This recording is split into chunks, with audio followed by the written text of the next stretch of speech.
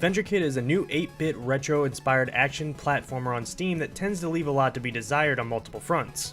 Even though it's heavily inspired by the Mega Man franchise, it unfortunately falls a bit short with its basic level design, simple platforming, and bland item selections. There are 9 different worlds to travel to while trying to stop the evil Dr. Teklov from completing a secret weapon that's disguised as a giant space fortress. Within each world, Teklov has sent his minions in an attempt to slow down our main protagonist, Andy.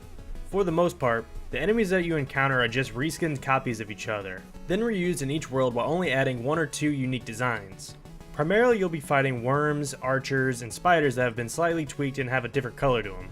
In other words, the game is sorely lacking in a diverse of enemy types.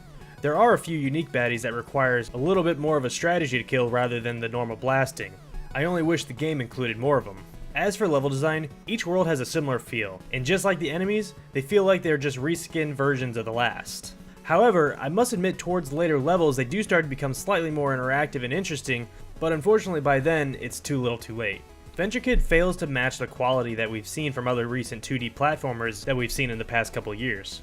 I'll admit, that's a high bar to hit, but it simply isn't bringing anything special to the table. Levels are very linear, with little exploration that never actually felt worthwhile. Going out of your way for collectibles isn't really intriguing and doesn't really offer a sense of accomplishment. Once the boss at the end of the level is defeated, Andy's scruffy inventor friend appears and gifts you one of his new inventions, or power-ups. However, out of all 8 power-ups that I received, there are only maybe 2 that I ever felt the need to use. It was a rarity that I would switch to a different power-up, and if I did, it was only to reach a collectible. Which brings me to easily my biggest critique of Venture Kid. There are only a handful of moments where I could actually use the items to interact with the environment. For example, one of the power-ups will freeze an enemy so they can be used as an extra platform to get to a spot that you couldn't reach previously. These moments were such a rarity to come across. I feel as though if the development team would have used this technique more often and with other items, it would have changed the dynamic of the game completely. Instead of being a basic run-and-gun side-scroller, it could have been a more interesting and technical platform with shooting aspects included.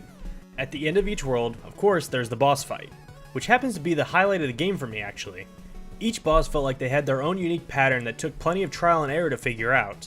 The theme of the world is incorporated in each fight in one way or another and would use similar mechanics that's found in the level. My personal favorite being the mines, where our protagonist takes on 2 miners while riding in a minecart. This boss caught me off guard seeing as most bosses before it were pretty reminiscent of other platformers but with their own twists. One little gripe that I did have, and this may have just been me, but it felt like some of the hitboxes were bigger than the attacks, in particular those damn fire pillars. All in all, if you're a Mega Man fan and you really enjoy this style of platform shooters, then by all means give it a go. But for me, the bad heavily outweighs the good. I found myself being more frustrated with the game than I ever did having fun. It takes entirely too long for the levels to become interesting, with the majority of the power-ups feeling utterly useless. The platforming is extremely basic and lacks the interactivity I feel most platformers should have. The enemies are just carbon copies of each other with a different coat of paint, and the unique ones are far and few between.